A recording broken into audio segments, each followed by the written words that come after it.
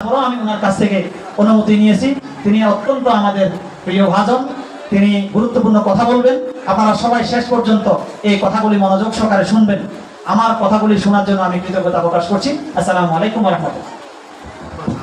সম্মানিত শ্রোতাবৃন্দ, আমাদের উপজেলা সেক্রেটারি মাওলানা বেলাল হোসেন ভাইকে অসংখ্য ধন্যবাদ ওনার মূল্যবান কোরআন হাদিস থেকে মূল্যবান তাকরীর পেশ করার জন্য। আমাদের আর মেহমান আছে আমাদের কনকাপতি ইউনিয়নের আমির এবং উপজেলা কর্ম পরিষদের সদস্য মাওলানা হাসান মজুমদার। আমাদের সময়ের অভাবে তাদেরকে আলোচনা করার সুযোগ দিতে পারছি না, এই জন্য দুঃখিত। আমাদের এখন আলোচনা করবেন প্রধান আলোচক। আমাদের আলোচনা চলতেছিল, তো আপনারা যেখানে এখনো ঘোরাফেরা করতেছেন মাহফিলের প্যান্ডেলে। আলহামদুলিল্লাহ, এক সময় বাংলাদেশের পার্লামেন্টে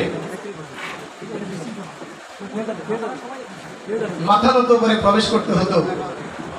একজন আলেমে দ্বীন আল্লামা দেলওয়ার হোসেন সাইদি বাংলাদেশের সংসদে গিয়ে বলছেন, মাথা নত নয়, চলবে। আসসালামু আলাইকুম ওয়া রাহমাতুল্লাহ। ঠিক কিনা মনে আছে? পার্লামেন্টে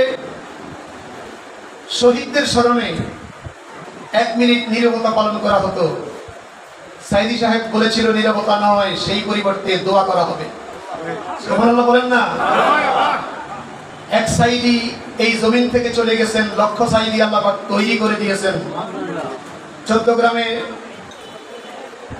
ইসলামের সূর্য সন্তান ডক্টর আব্দুল্লাহ মোহাম্মদ তার ভাইকে নির্বাচনের মাধ্যমে আমরা সাইদি সাহেবের সেই অবদান সংসদে পার্লামেন্টে তুলে ধরতে চাই। সবাই রাজি আছি?